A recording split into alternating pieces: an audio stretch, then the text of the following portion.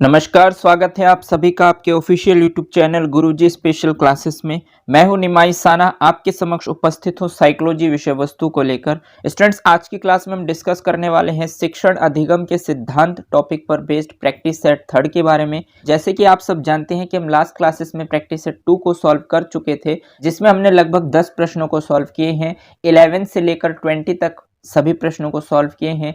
आज की क्लास में हम इस टॉपिक पर बेस्ड प्रैक्टिस सेट थर्ड को सॉल्व करेंगे, जिसमें मैं 21 से लेकर 30 तक के प्रश्नों को सॉल्व कराऊंगा और आपको बताऊंगा कि इस टॉपिक से रिलेटेड और कुछ इंटरेस्टिंग महत्वपूर्ण सवाल आपके सुपर टेट एग्जाम में किस तरीके से पूछे जाते हैं या फिर पूछे जा सकते हैं। तो चलिए स्टार्ट करते हैं आज की क्लास का पहला क्वेश्चन। और इस प्रैक्टिस सेट सीरीज का 21 क्वेश्चन आपकी स्क्रीन पर है। क्वेश्चन नंबर 21 कहता है, शिक्षण में नियोजन के सिद्धांत से क्या तात्पर्य है। यानी कि जो शिक्षण में, यानी कि जो आपने शिक्षण अधिगम के सिद्धांत टॉपिक को पढ़ा है, उसके अंतर्गत जो मैंने आपको शिक्षण के मनोवैज्ञानिक सिद्धांत बताए, जो 12 सिद्धांत होते हैं, उसके अंतर्गत मैंने आपको एक सिद्धांत बताया जिसका नाम है नियोजन का सिद्धांत।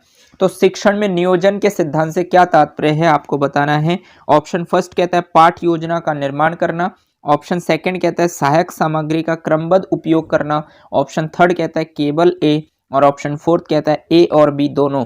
अब आपको बताना है कि इस क्वेश्चन का राइट ऑप्शन आपके हिसाब से क्या हो सकता है। जो आपने शिक्षण के अंतर्गत नियोजन का सिद्धांत पढ़ा है, उसका क्या रोल होता है।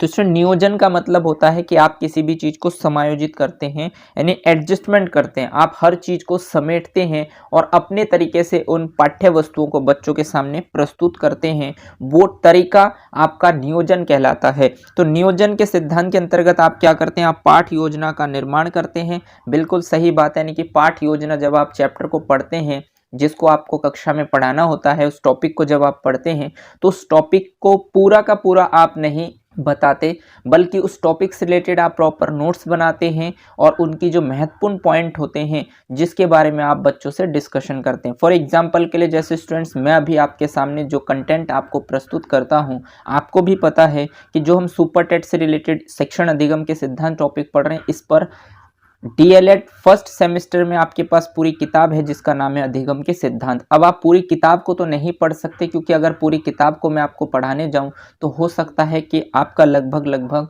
3 महीने 4 महीने सिर्फ एक ही किताब पर आपको लग जाए। लेकिन यहाँ पर स्टूडेंट्स, आपके सिलेबस में टॉपिक तो दिए ही, इसके अलावा आपकी जो डीएलएड की 8 बुक्स है सेमेस्टर वाइज, हर एक सेमेस्टर में आपकी साइकोलॉजी की 2 किताबें होती है, उन 8 बुक्स आपके इस सिलेबस में डाला गया है। अब आप उन 8 बुक्स को यदि आप डिटेल में पढ़ेंगे, एक एक पेज को पढ़ेंगे, हर एक पॉइंट्स को जानेंगे, तो इसका मतलब फिर आपकी सिर्फ साइकोलॉजी का एग्जाम नहीं, इसमें और भी आपके 13 सब्जेक्ट हैं, यानी ओवरऑल लगभग आपके 14 सब्जेक्ट है सुपर टेट के सिलेबस में। तो स्टूडेंट्स, कहने का मतलब ये है कि जो कंटेंट मैंने अभी तक आपको शिक्षण अधिगम के सिद्धांत के दिए हैं, मैंने सिर्फ वो इंपॉर्टेंट पॉइंट्स आपको दिए हैं जो आपके एग्जाम पॉइंट ऑफ व्यू से काफ़ी ज़्यादा इंपॉर्टेंट है, जहां से आपके एग्जाम्स में प्रश्न बन सकते हैं। तो कहीं ना कहीं मैंने आपकी पूरी किताब पढ़ी है और उसको मैंने नियोजन किया है, यानी कि उसका समायोजन किया है कि कौन कौन सी बातों को मुझे शामिल करना है अपने नोट्स में, ताकि मैं बच्चों के लिए एक बेहतर कंटेंट तैयार कर सकूं, जिसमें बच्चों को दिक्कत भी ना आए, कॉन्सेप्ट भी इजीली क्लियर हो पाए, और जितने भी महत्वपूर्ण पॉइंट्स हैं, फैक्ट्स हैं, जहां से एग्जामिनर प्रश्न बना सकते हैं, जो मुख्य मुख्य बातें हैं जो एक टीचर को पता होने चाहिए, उन सभी बिंदुओं को मैंने एक जगह नियोजित किया है और आपके सामने प्रस्तुत की है, ताकि आपको आसानी हो, आपको पूरी किताब ना पढ़ना पड़े, लेकिन आप इस कंटेंट को पढ़ने के बाद पूरी किताब का जो सारांश है उसको समझ सकते हैं। जैसे कि आप देखते हैं कि आप लॉन्ग क्वेश्चंस करते हैं तो उसके नीचे सारांश होता है, कंक्लूजन होता है, जिसको आप पढ़कर समझ सकते हैं कि इस क्वेश्चंस में, इस लॉन्ग क्वेश्चन में आपको क्या बताया गया, क्या मैसेज दिया गया है। तो कहने का मतलब उसी को ही हम नियोजन कहते हैं, यानी कि नियोजन का सिद्धांत जो आप शिक्षण के अंतर्गत करते हैं, उसके अंतर्गत आप पाठ योजना का भी निर्माण करते हैं। जैसे मैं आपको पाठ पढ़ाने से पहले अपनी प्लानिंग करता हूं और आपके सामने कंटेंट लेकर आता हूं, तो आप भी जब शिक्षण करते हैं तो आप अपने बच्चों के सामने इस तरीके से पाठ योजना का निर्माण करते हैं पहले से, और फिर बच्चों के सामने लेकर आते हैं। दूसरा पॉइंट आपसे कहा गया सहायक सामग्री का क्रमबद्ध उपयोग करना। देखिए स्टूडेंट, जिस टॉपिक को पढ़ाने के लिए जिस भी सामग्री को आपको यूज करना होता है, उस चीज़ को भी आपको पहले से सोचना होता है और उसको जो भी आप कंटेंट तैयार करते हैं उसको आप एक क्रम में लगाते हैं और फिर वन बाय वन उनको डिटेल में बताते हैं। जहाँ पर जिसकी रिक्वायरमेंट होती है, जिस सहायक सामग्री, जिस टीएलएम की आपको ज़रूरत पड़ती है, यानी टीचिंग लर्निंग मटेरियल जिसकी भी आपको आवश्यकता पड़ती है, उसका आप उसी अनुसार क्रमबद्ध तरीके से उसका उपयोग करते हैं। तो कहीं ना कहीं ये दोनों ऑप्शंस आपके नियोजन के सिद्धांत के अंतर्गत आते हैं। लेकिन केवल ए जो है ये बिल्कुल नहीं हो सकता, क्योंकि टीचिंग को आप इंटरेस्टिंग तभी बना सकते हैं जब आप कॉन्सेप्ट को सही ढंग से समझाते हैं। जहाँ पर जिस चीज़ को आपको समझाने की ज़रूरत है उसका उपयोग करना भी ज़रूरी है। फॉर एग्जाम्पल के लिए मान लीजिए कि आप साइंस पढ़ा रहे हैं और आपको साइंस पढ़ाने के दौरान परमाणु को पढ़ाना है, लेकिन परमाणु को आप बच्चों को दिखा तो सकते नहीं, है ना। परमाणु में जो अणु होते हैं उसके बारे में भी आप दिखा तो सकते नहीं, तो उसके लिए आपको मॉडल तैयार करना होता है। या फिर आप भारत के मानचित्र को, यानी कि भारत की भौगोलिक स्थिति को पढ़ा रहे हैं, तो उसके लिए भारत का मानचित्र आपको यूज़ करना होता है। तो ये वो टीचिंग लर्निंग मटेरियल होते हैं जब आपको जिस टॉपिक को पढ़ाना होता है उसकी आवश्यकता अनुसार उसका आपको उपयोग करना होता है। तो ये बिल्कुल सही बात है कि पाठ योजना का निर्माण करना नियोजन के सिद्धांत के अंतर्गत आते हैं। और जब आप पाठ योजना का निर्माण करते हैं तो आपका समय कम लगता है अगर आप पहले से प्लानिंग करके आते हैं। दूसरी बात, सहायक सामग्री का यदि आप यूज़ करते हैं तो आप कॉन्सेप्चुअल तरीके से उस टॉपिक को इजीली समझा सकते हैं। तो इसलिए केवल ए ऑप्शन बिल्कुल सही नहीं है। और मैं आपको बता दूं स्टूडेंट्स, जहाँ पर केवल वर्ड दिख जाए ज़्यादातर ऑप्शन नेगेटिव होते हैं, क्योंकि सिर्फ एक ही चीज़ नहीं हो सकता, उसके बहुत सारे पॉइंट्स होते हैं। आपके व्यवहार सिर्फ एक चीज़ से नहीं हो सकता कि आप सिर्फ साइकोलॉजी पढ़ लेंगे और आपका व्यवहार चेंज हो जाएगा। साइकोलॉजी में भी आप अलग अलग टॉपिक पढ़ते हैं, सिर्फ आप व्यक्तिगत विभिन्नता पढ़ेंगे और आप सभी चीज़ों को समझ जाएंगे, ये ज़रूरी नहीं है। इसलिए केवल वर्ड आपका नेगेटिव होता है, तो सी ऑप्शन हो नहीं सकता। और ए और बी दोनों ऑप्शन आपके बेहतर है और इसीलिए इस क्वेश्चन का राइट ऑप्शन हो जाएगा आपका डी। आई होप आप मेरी बातों को समझ पाए होंगे और क्वेश्चन के सेंस को भी समझ पाए होंगे कि एग्जामिनर आपसे क्या पूछना चाह रहा है इस क्वेश्चंस में। चलिए आगे बढ़ते हैं और देखते हैं नेक्स्ट प्रश्न आपसे क्या कहता है। नेक्स्ट प्रश्न आपसे कहता है स्टूडेंट 22 कि शिक्षण से पूर्व शिक्षक की मुख्य भूमिका क्या होती है। देखिए, जब आप टीचिंग करते हैं, शिक्षण करते हैं, तो इससे पहले पूर्व शिक्षक की मुख्य भूमिका यानी कि आपका मेन रोल क्या होता है। ऑप्शन फर्स्ट कहता है मिश्रण का उद्देश्य निर्देशित करना, यानी मिश्रण का उद्देश्य निर्देशित करना, यानी कि जो आप मिश्रण यूज कर रहे हैं उसका उद्देश्य निर्देशित करना। ऑप्शन सेकंड कहता है पाठ्यक्रम को इकाइयों में बांटना, यानी कि जो आपका सिलेबस है उसको यूनिट में बांटना। ऑप्शन थर्ड कहता है अनुकूल पाठ्यक्रम तैयार करना, यानी कि बच्चों के लिए जो उपयोगी पाठ्यक्रम है उसको तैयार करना। और ऑप्शन फोर्थ कहता है पाठ्य सामग्री एकत्रित करना, यानी कि जो भी आपकी पाठ की सामग्री है, पाठ्य से रिलेटेड जो भी सामग्री है उनको इकट्ठा करना। तो अब आपको बताना है कि जब आप शिक्षण करने के लिए जाते हैं अपनी कक्षा में, तो शिक्षण से पहले आपकी मुख्य भूमिका क्या होती है वो आपको इन चार ऑप्शनों में छांटकर बताने। तो मिश्रण का उद्देश्य निर्देशित करना मतलब आप जिस चीज़ को पढ़ा रहे हैं उसके अंदर जो जो चीज़ें मिक्स कर रहे हैं उसके उद्देश्यों को क्या आप निर्देशित करते हैं। या पाठ्यक्रम को इकाइयों में बांटना, यानी कि जो भी आप सिलेबस को पढ़ा रहे हैं उसको यूनिट में डिवाइड करते हैं। या फिर आप अनुकूल पाठ्यक्रम तैयार करते हैं, या फिर आप पाठ्य सामग्री एकत्रित करते हैं। आई होप आपने क्वेश्चंस के चारों ऑप्शन देखने के बाद राइट ऑप्शन तक इजीली पहुंच पाए होंगे, क्योंकि इसमें मिश्रण के उद्देश्य निर्देशित करना सही बात नहीं है, क्योंकि आप जो मिक्स कर रहे हैं उसके उद्देश्यों को आप निर्देशित करेंगे, ये आप नहीं करते। क्योंकि आपसे पूछा गया कि शिक्षण से पहले आपका क्या उद्देश्य होता है, यानी कि आपकी मुख्य भूमिका क्या होती है ये बतानी। पाठ्यक्रम को यूनिट में बांटना, देखिए एक चैप्टर, एक जो यूनिट है उसके अंतर्गत 4 या 5 चैप्टर होते हैं, लेकिन एक चैप्टर के अंतर्गत भी आपके 8-10 से ज़्यादा पॉइंट भी होते हैं, कभी 8-10 भी होते हैं, कभी उससे कम भी होते हैं। लेकिन उसको आप फिर उसको भी कहाँ पर आप यूनिट में डिवाइड करेंगे। यूनिट तो आपका एक यूनिट के अंतर्गत 3 या 4 चैप्टर आते हैं या 2 चैप्टर भी आते हैं, कभी कभी एक यूनिट में एक भी चैप्टर आता है जो ब्रॉडली होते हैं। तो इसलिए पाठ्यक्रम को इकाइयों में बांटना ऑप्शन भी सही नहीं है। और पाठ्य सामग्री एकत्रित करना, पाठ्य सामग्री बहुत सारी हो सकती है। अगर मैं चाहता तो शिक्षण अधिगम के सिद्धांत से रिलेटेड मैं आपको 2 महीने भी पढ़ा सकता था, तो क्या वो पाठ्य सामग्री में इकट्ठा करता? इतना ब्रॉड तरीके से आप नहीं कर सकते। अगर आप इतने ब्रॉड तरीके से पढ़ाएंगे तो आप क्लास को इंटरेस्टिंग नहीं बना पाएंगे, क्योंकि क्लास को इंटरेस्टिंग बनाने के लिए आपको इंपॉर्टेंट पॉइंट्स जो इंपॉर्टेंट होते हैं, जिसको समझना ज़रूरी होता है, जिसको आपको व्यवहार में ढालना होता है, उनको इकट्ठा करना होता है। इसलिए आपको क्या करना है, अनुकूल पाठ्यक्रम तैयार करना, यानी बच्चे आपकी कक्षा में किस प्रकार के हैं उनकी मानसिक स्थिति किस प्रकार की है, उनकी मेंटल एबिलिटी के बेसिस पर आपको सोचना है कि इन बच्चों के लिए मैं किस प्रकार के पाठ्यक्रम को तैयार करूं, उसमें किस तरीके के उदाहरण को प्रस्तुत करूं ताकि उनको चीज़ें जो है इजी वे में समझ आ जाए। तो इसलिए इस क्वेश्चन का राइट ऑप्शन आपका बेस्ट ऑप्शन है, अनुकूल पाठ्यक्रम तैयार करना। आई होप आप मेरी बातों को समझ पाए होंगे कि शिक्षण से पूर्व शिक्षक की मुख्य भूमिका होती है बच्चों के लिए अनुकूल पाठ्यक्रम तैयार करना। चलिए आगे बढ़ते हैं और देखते हैं नेक्स्ट प्रश्न आपसे क्या कहता है। तो नेक्स्ट प्रश्न आपसे कहता है शिक्षण में विभाजन का सिद्धांत क्या है। देखिए, जो आपने शिक्षण के मनोवैज्ञानिक सिद्धांत पढ़े उसके अंतर्गत आपने एक सिद्धांत पढ़ा जिसका नाम है विभाजन का सिद्धांत। तो विभाजन का मतलब ही होता है स्टूडेंट्स, जो आपको मैंने बताया है, डिवीजन करना। यानी कि डिवीजन का मतलब क्या है कि आप भागों में डिवाइड करते हैं, विभाजित करते हैं, छोटे छोटे भागों में डिवाइड करते हैं, उसको शिक्षण का विभाजन का सिद्धांत कहते हैं। तो शिक्षण के विभाजन के सिद्धांत में क्या है, एक इकाई में बांटना। ऑप्शन फर्स्ट कहता है आपको एक इकाई में बांटेंगे, या उप इकाइयों में बांटना, या फिर निगमन विधि, या फिर एक संगठन में बांटना। अब आपको बताना है कि इस क्वेश्चन का राइट ऑप्शन आपके हिसाब से क्या हो सकता है। कि आप शिक्षण के विभाजन के सिद्धांत को पढ़ने के बाद आप अपने व्यवहार में ये करते हैं कि आप जो है इकाइयों में बांटते हैं, एक इकाई में बांटते हैं, या उप इकाइयों में बांटते हैं सब्जेक्ट्स को, या फिर निगमन विधि का यूज़ करते हैं, या फिर एक संगठन में बांटते हैं। आपको बताना है इस क्वेश्चन का राइट ऑप्शन आपके हिसाब से क्या हो सकता है। विभाजन के सिद्धांत को पढ़ने के बाद आपके हिसाब से हम विभाजन के सिद्धांत को क्यों पढ़ते हैं ये आपको बताना है, क्योंकि टीचर आपसे यही पूछ रहे हैं। आई होप आप क्वेश्चंस के राइट ऑप्शन तक इजीली पहुंच पाए होंगे, क्योंकि विभाजन का सिद्धांत का मतलब होता है डिवीजन, मतलब छोटे छोटे भागों में डिवाइड करना। तो एक इकाई में तो आप बांट नहीं सकते, क्योंकि एक इकाई में तो बहुत सारे पॉइंट्स आ जाएंगे। और निगमन विधि का मतलब होता है कि आप रूल टू एग्जाम्पल की तरफ जाते हैं, यानी कि नियम से आप उदाहरण की तरफ जाते हैं, तो इसीलिए निगमन विधि भी नहीं हो सकता। और एक संगठन का मतलब होता है ग्रुप में बांटना, तो ग्रुप में आप नहीं बांट सकते, क्योंकि आपके पास मान लीजिए एक यूनिट यानी कि एक इकाई में 3-4 चैप्टर भी होते हैं, लेकिन जब आप एक चैप्टर को पढ़ाते हैं तो एक चैप्टर में आपके 6 पॉइंट, 8 पॉइंट, 10 पॉइंट, 12 पॉइंट भी हो सकते हैं।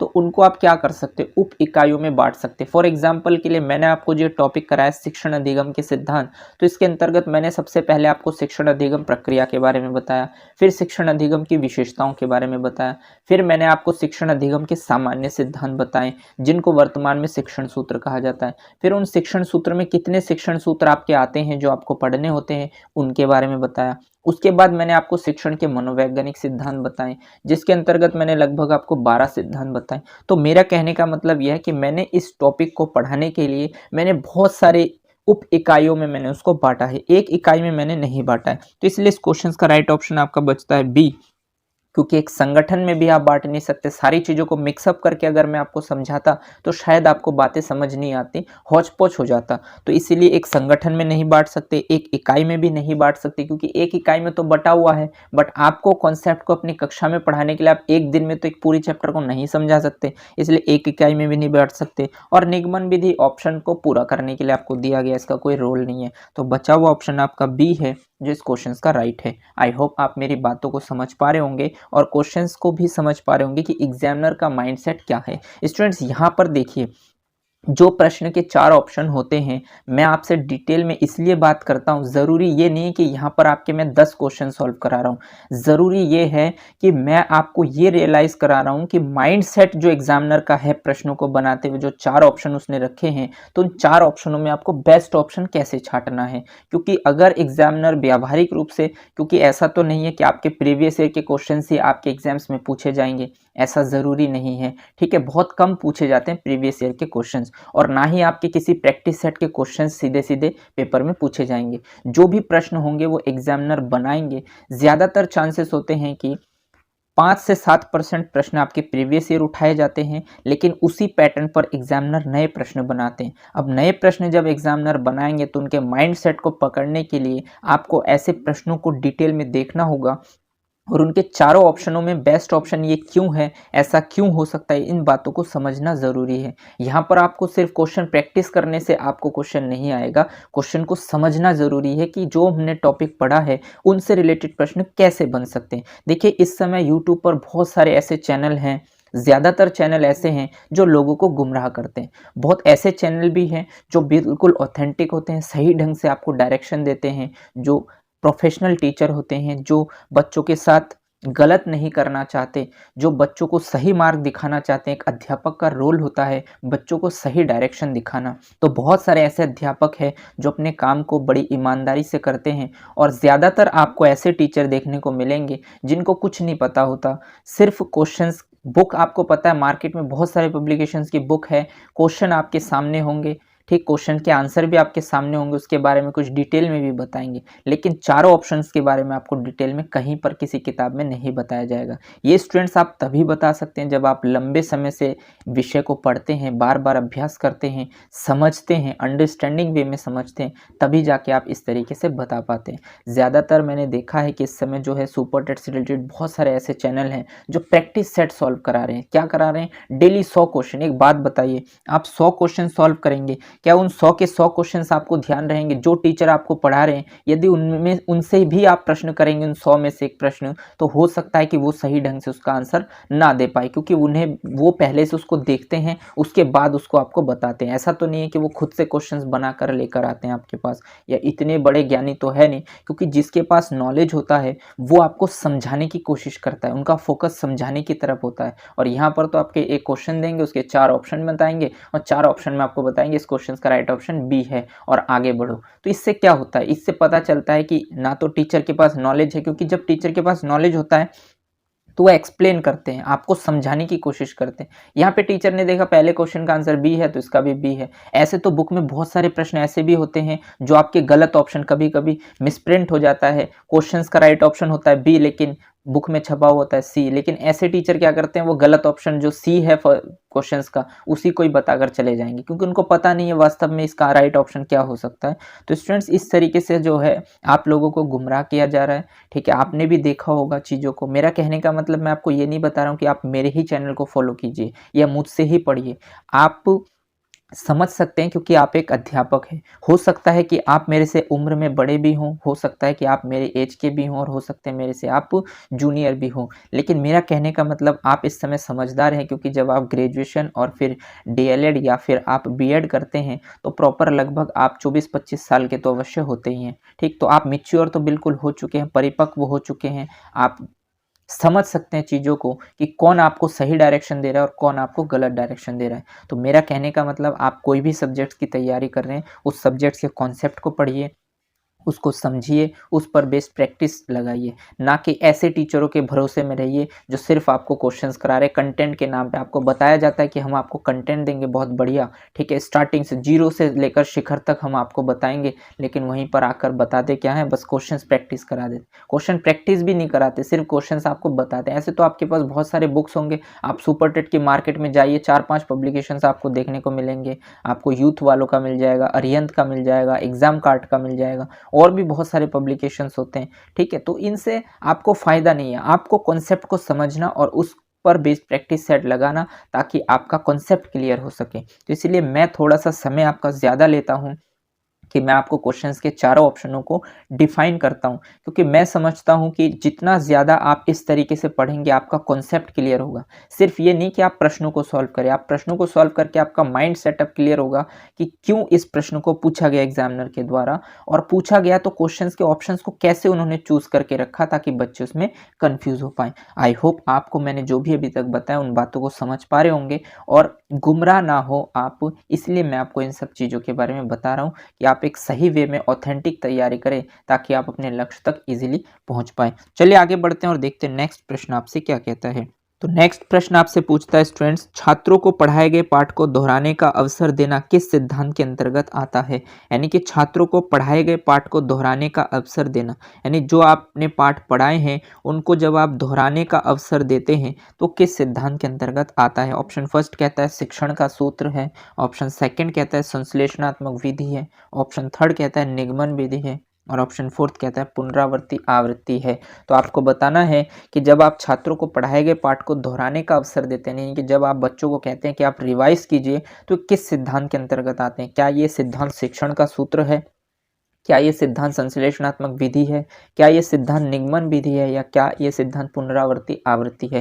तो स्टूडेंट, छात्रों को पढ़ाए गए पाठ को दोहराने का अवसर देना ये एक सिद्धांत है जिसे हम शिक्षण के मनोवैज्ञानिक सिद्धांत के अंतर्गत पढ़ते हैं। तो देखिए यहाँ पर ये शिक्षण सूत्र नहीं है, ठीक, क्योंकि शिक्षण सूत्र है सामान्य सिद्धांत के अंतर्गत और ये आपका ऑप्शन नहीं हो सकता। संश्लेषणात्मक विधि का कोई रोल नहीं होता क्योंकि यहाँ पर आप विधि को नहीं पढ़ रहे हैं, ठीक। और निगमन विधि भी आपका नहीं हो सकता क्योंकि यहाँ पर भी आप विधि को नहीं पढ़ रहे हैं, क्योंकि निगमन विधि आपको नियम टू उदाहरण की तरफ लेकर जाते हैं।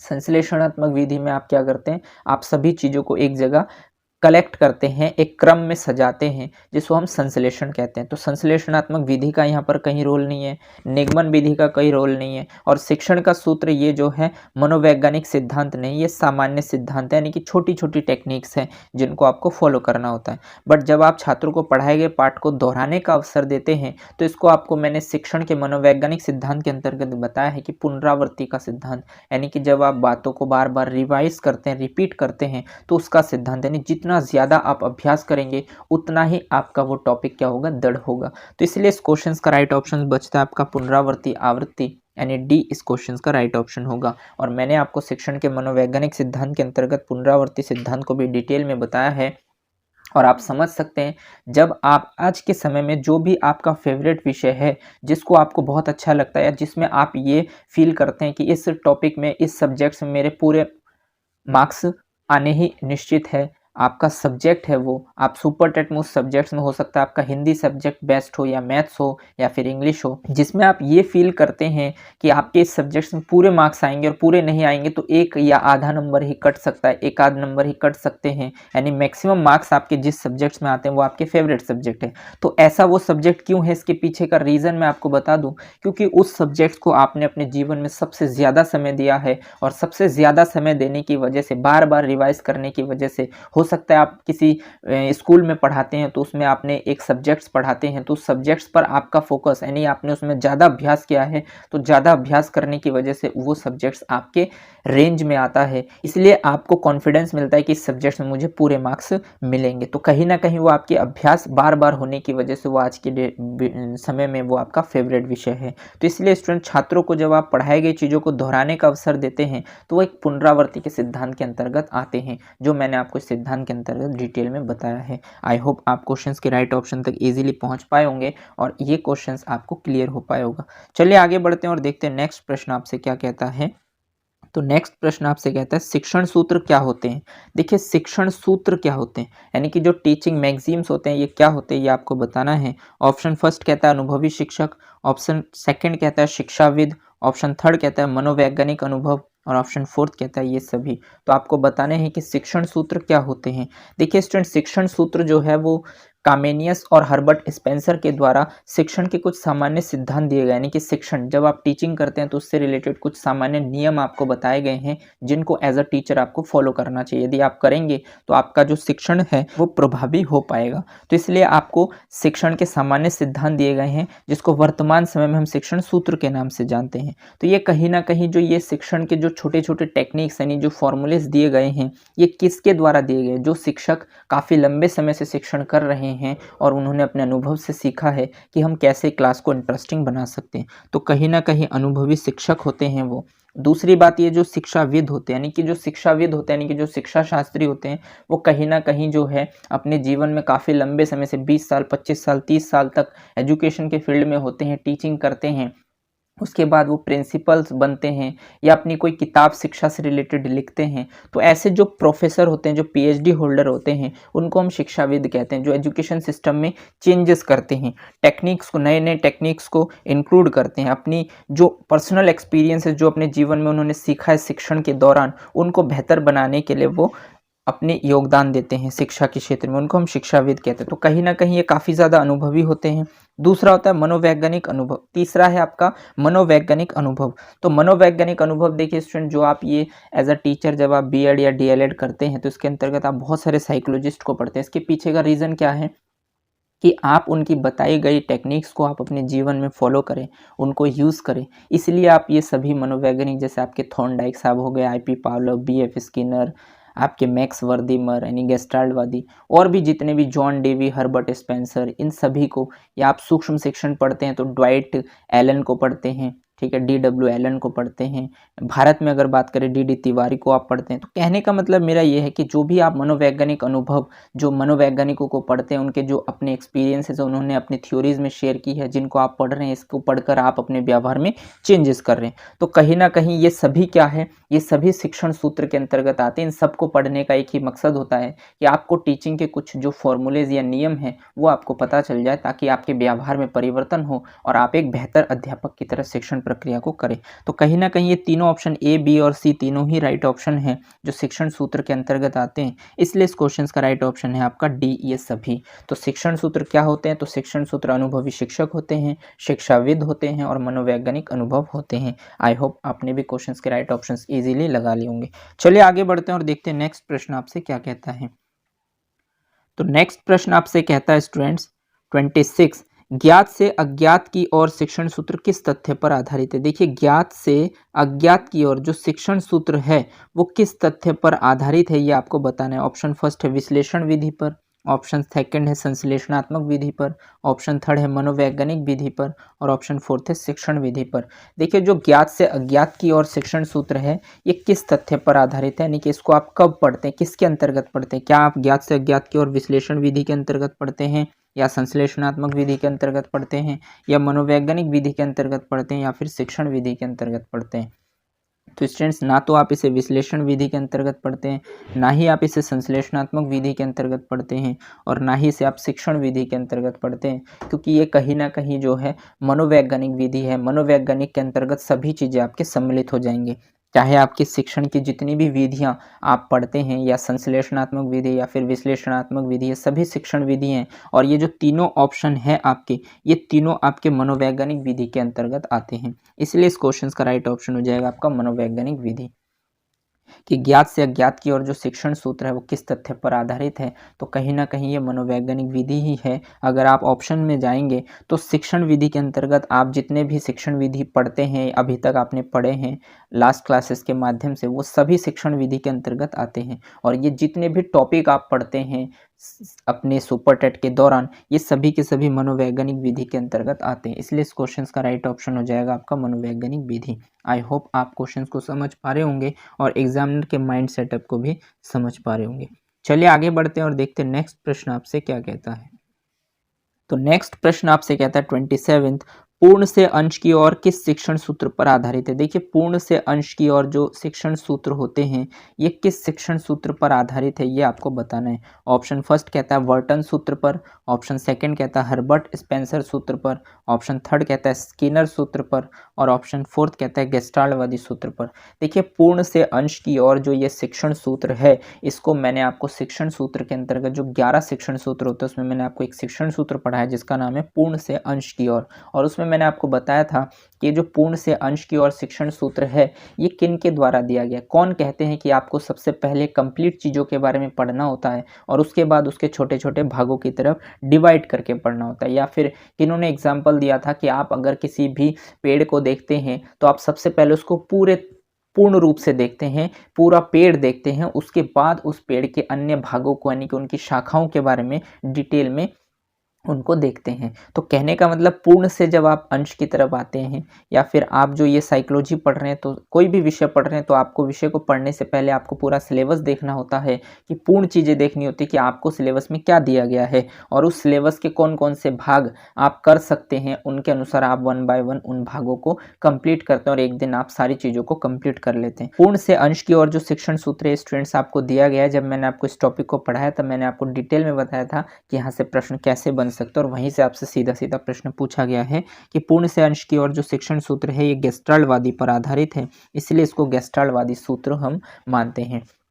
तो ये जब मैंने आपको शिक्षण सूत्र डिटेल में पढ़ाया था तब मैंने आपको बताया था कि पूर्ण से अंश की ओर जो शिक्षण सूत्र है ये गेस्टाल्टवादियों पर आधारित है। तो इसलिए इस क्वेश्चन का राइट ऑप्शन हो जाएगा आपका गेस्टाल्टवादी सूत्र। आई होप आपने भी क्वेश्चन के राइट ऑप्शन इजीली लगा लिए होंगे। चलिए आगे बढ़ते हैं और देखते हैं नेक्स्ट प्रश्न आपसे क्या कहता है। तो नेक्स्ट प्रश्न आपसे कहता है स्टूडेंट्स कि रुचि से आप क्या समझते हैं, यानी कि देखिए जो आप इंटरेस्ट है इससे आप क्या समझते हैं? एक प्रेरक शक्ति समझते हैं, एक सीखने का सिद्धांत समझते हैं, बोध स्तर समझते हैं, या फिर चिंतन स्तर समझते हैं? आपको बताना है कि रुचि से आप क्या समझते हैं, यानी कि इंटरेस्ट आपके लिए क्या हो सकता है। क्या ये आप आपका एक प्रेरक शक्ति होता है, या सीखने के सिद्धांत होते हैं यानी कि सीखने के नियम होते हैं, या फिर बोध स्तर होता है यानी कि अंडरस्टैंडिंग का लेवल होता है, या फिर आपका चिंतन स्तर होता है यानी कि जो आप चिंतन करते हैं, सोच विचार करते हैं, उसका स्तर होता है। रुचि आपका क्या होता है, तो आपको बताना है इन 4 ऑप्शनों में। तो स्टूडेंट्स, इंटरेस्ट का मतलब होता है एक तरीके की प्रेरक शक्ति जो आपको मोटिवेट करे, आपका इंटरेस्ट डेवलप करे, आपको चीज़ों के प्रति आपके नज़रिया को चेंज करे, आपको और ज़्यादा उसकी तरफ आकर्षित करे, आप उस टॉपिक को और ज़्यादा जानकारी लेना चाहते हैं, तो ऐसी जो शक्ति होती है जो आपके अंदर होनी चाहिए उसको हम कहते हैं प्रेरक शक्ति। यानी कि प्रेरक शक्ति आपके अंदर यदि होगी, या फिर मान लीजिए कि जब आप तैयारी करते हैं, कभी कभी आपका सही तरीके से पढ़ाई नहीं हो पाता, तो आप किसी मोटिवेशनल स्पीकर को सुनते हैं, तो उनको सुनने के बाद क्या होता है कि आपको अपना गोल पता चल जाता है, आपके अंदर से मोटिवेशन आना स्टार्ट हो जाता है, आपका माइंड सेटअप कंसंट्रेट हो जाता है, एक तरफ केंद्रित हो जाता है, और आप फिर चीज़ों को पढ़ने लगते हैं, तो आपका इंटरेस्ट डेवलप होता है। तो कहीं ना कहीं रुचि क्या होता है, एक प्रेरक शक्ति होता है, यानी कि आपके अंदर वो प्रेरक शक्ति होने चाहिए। यदि होंगे तो आपका इंटरेस्ट डेवलप हो पाएगा, और यदि नहीं होंगे तो आपका इंटरेस्ट डेवलप नहीं हो पाएगा। तो ना तो ये सीखने के सिद्धांत है, और ना ही रुचि बोध स्तर है, और ना ही रुचि चिंतन स्तर है, क्योंकि पहली जो कंडीशन है वो यह प्रेरक शक्ति है। जब आपके अंदर प्रेरक शक्ति होंगे तो आपका इंटरेस्ट डेवलप होगा, और जब आपका इंटरेस्ट डेवलप होगा तब आपका बोध स्तर यानी कि आपको टॉपिक भी बोध हो जाएगा, समझ आ जाएगा, और उस पर आप चिंतन भी कर पाएंगे, और इस तरीके से आप सीख भी पाएंगे। तो रुचि का सीधा सीधा मतलब होता है एक प्रेरक शक्ति, जो इस क्वेश्चन का राइट ऑप्शन है। आई होप आपने भी क्वेश्चन के राइट ऑप्शन इजीली लगा लिए होंगे, और आप इस क्वेश्चन को समझ पाए होंगे। चलिए आगे बढ़ते हैं और देखते हैं नेक्स्ट प्रश्न आपसे क्या कहता है। नेक्स्ट प्रश्न आपसे कहता है स्टूडेंट्स, किस शिक्षण सूत्र से आशय ज्ञान का अनुभव एवं निरीक्षण से अर्जित ज्ञान है। यानी यहाँ पर आपको बताना है कि किस शिक्षण सूत्र से आशय ज्ञान का अनुभव एवं निरीक्षण से अर्जित ज्ञान है। यानी कि अनुभव और निरीक्षण से अर्जित ज्ञान क्या है, ये आपको बताने हैं कि आप ज्ञान का जो अनुभव है एवं निरीक्षण से अर्जित ज्ञान है, ये किस शिक्षण सूत्र का आशय है। ऑप्शन फर्स्ट कहता है अनुभव से तर्कपूर्णता की ओर, ऑप्शन सेकंड कहता है पुनरावृत्ति आवृत्ति, ऑप्शन थर्ड कहता है शिक्षण एक उद्देश्य निर्देशित क्रिया, और ऑप्शन फोर्थ कहता है स्वयं सीखने के लिए प्रेरित होना।